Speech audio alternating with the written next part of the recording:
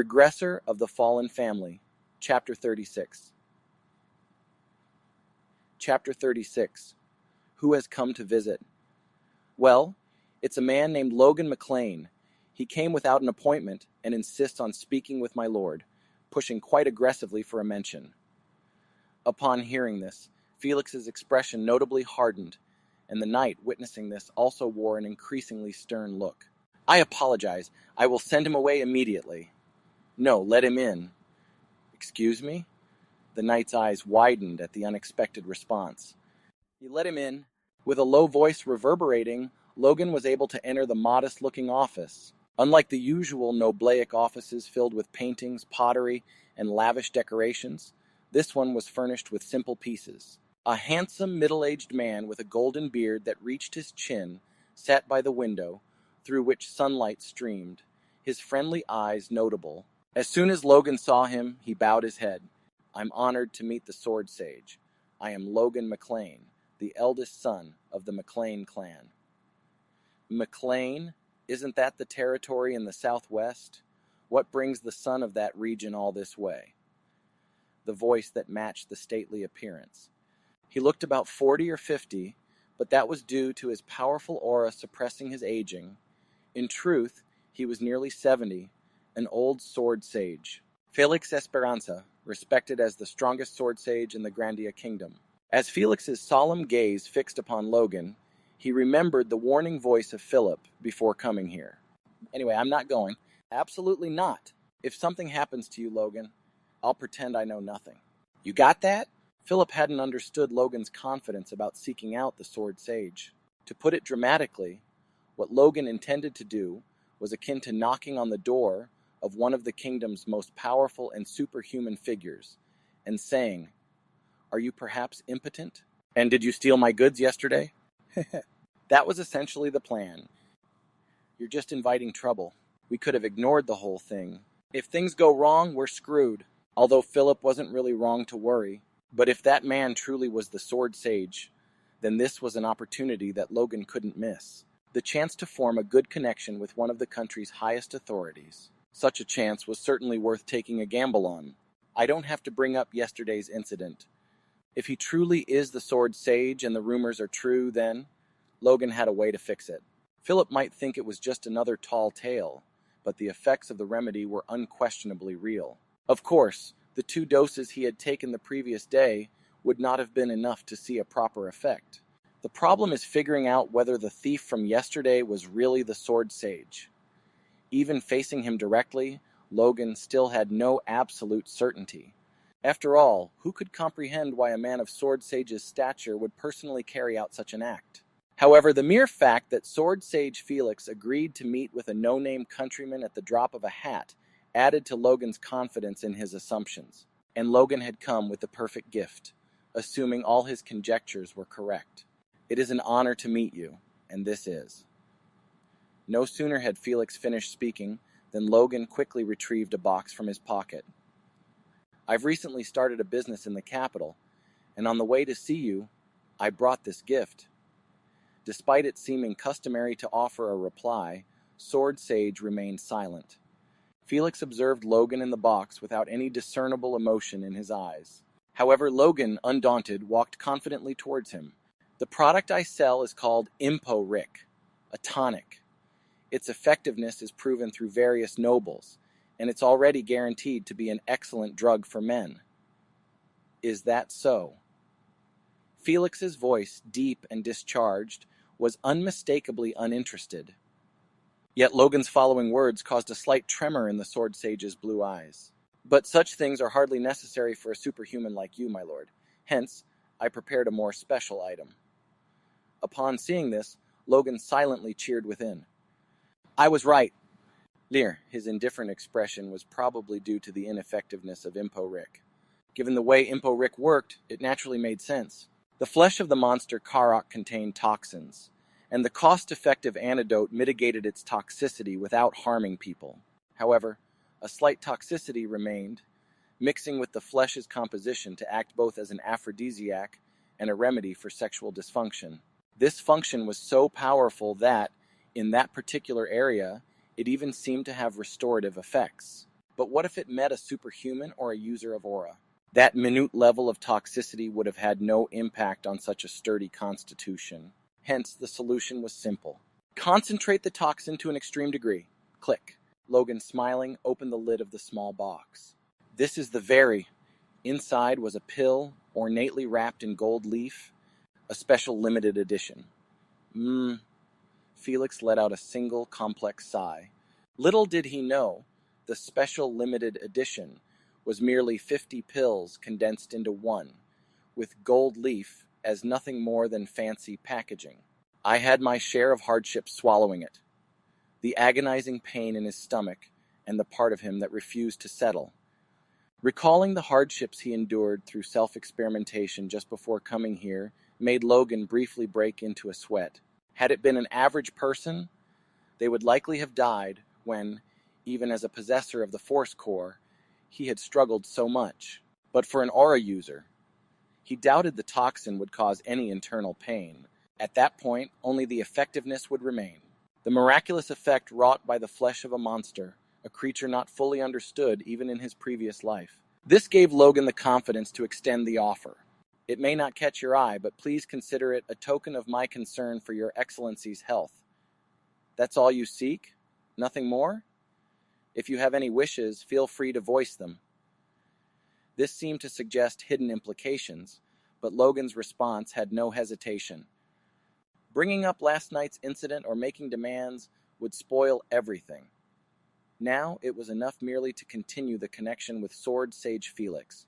Logan bowed his head with such a thought. Even as he bowed, he could feel the Sword Sage's perturbation. A moment of silence passed, long enough despite its brevity. Huff, huff. Since it's for my health, I'll gratefully accept your gift. It was the moment when Logan's fists clenched with resolve. I've passed the first hurdle.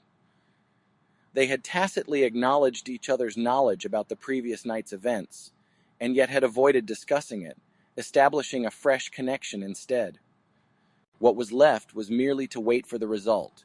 If by any chance you find satisfaction after trying it, please mention it to me. I am willing to supply as much as you need, always maintaining strict confidentiality. Even as he took his leave, Sword Sage's expression did not seem utterly positive. But the Sword Sage's messenger looked for Logan the very next day. Same place, same time, a different day brought a Sword Sage with a much brighter expression. Logan smiled at the striking contrast to the previous day's mood. What do you desire? Before Logan could even introduce himself, Sword Sage Felix opened with an astonishing prompt. Excuse me? Do you wish for something? Within my capabilities, I will grant any request. Sword Sage's voice conveyed an eagerness that almost felt too friendly. Caught off guard by the unexpectedly proactive approach, Logan hesitated briefly. The Sword Sage was still vividly recalling the unusual sensation from that morning. The effect is present. Still, as an accomplished martial artist and master of the life-giving force, the aura, he could tell with certainty. This strange drug had given his long unresponsive body a positive stimulus, and he could imagine what change might follow from this stimulus. With roughly 30 more uses, I can be restored. Each thought made his clenched hands tremble with the anticipation of resolving deep-seated regret and long-held resentment. He didn't need to maintain emotional equilibrium, cultivated over decades of training, not when his heart was racing with the joy bestowed by hope. So, how could he not be grateful for the young man before him? He didn't even bring up my mistake. An insightful young man who had come to him on the slimmest evidence, without showing his intent, and instead presenting a gift. Plus, the outstanding sword skill he had observed the other day surpassed what one could expect for his age. Truly, he was a promising young talent worthy of miraculous elixir. Such generosity is overwhelming. Please tell me why at least. Being humbled, even with such talent, was commendable. Marvelous. Felix, who always had a soft spot for extraordinary youths, felt even more gratified. Ha! I guess I was too eager.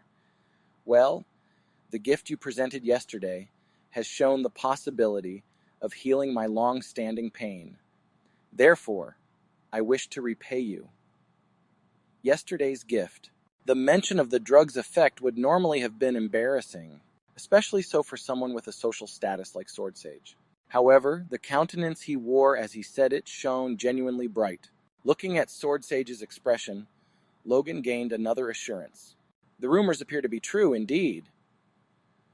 Truthfully, Logan, while selling Impo Rick, held a disdainful view of the nobility that crazed over it, believing that only those with promiscuous lives or intentions would purchase the drug.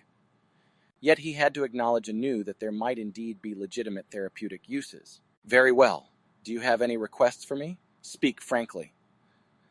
Snapped back from his momentary reverie by Sword Sage's pressing voice, Logan's sense of reality returned. The Sword Sage is capable of many things. The range of things that the man could do was enormous, even by simple reckoning. It was a huge windfall, and at that thought, Logan's fists clenched again. But this is too much in return for just supplying Impo Rick. That's why he couldn't simply seize this opportunity without restraint. Logan subdued his elated heart to calmness. His aim was a lasting connection with Sword Sage Felix, a figure who maintained a paramount noblaic position even after internal strife. Also, the kingdom's mightiest sword during the war against the Empire, halting an imperial army of 100,000 with merely his knights for over a week. What Logan sought was the person himself, Sword Sage Felix, the highest noble and the most powerful aura user in the current kingdom. Therefore it was. There's something I thought I'd ask for as insurance. To lay the groundwork for an ongoing connection, it was best to show a willingness to take a calculated loss. On his way there, Logan had considered a proposal he now brought forward. If you insist, would it be possible to obtain an unused sword manual? What? Sword Sage questioned his own hearing at the request. Perhaps you misspoke about an intermediate-level sword manual? I mentioned an unused manual. It could be low-level. However, it would be preferable if it came with a confirmation from the Duke. Huh? The request seemed utterly absurd to Sword Sage, not least because the vast chasm between basic sword skills that train the body and lay the foundation and intermediate-level sword skills used by aura users was beyond description. Had he asked for an intermediate-level sword manual, Sword Sage would have comprehended. Though he couldn't teach the secret techniques of the Esperanza Knights, among the manuals he had collected were several quite decent intermediate-level sword techniques. But low-level ones? Almost any favor or request for money would have been acceptable. Disappointing, yes, but this was beyond what Sword Sage had fathomed, an unimaginable request. Yet somehow it didn't displease him. Why? I simply wish it as a testament that our McLean family has connected with the Sword Sage. A connection, you say? For the Sword Sage, that sounded as absurd as it gets. Owning one of his sword manuals wouldn't create any special relationship. After all, many had learned from the sword manuals he had accumulated or perfected, with his touch evident even on the Grandia Kingdom's sword technique, deemed the foundation for all Kingdom Knights. Based solely on a sword manual, near every knight in the country had the right to call themselves his disciple. So for him, it was more about feeling apologetic than anything else. Rather than that, I'll pass on a suitable intermediate-level sword manual. If you want, I can even teach you personally.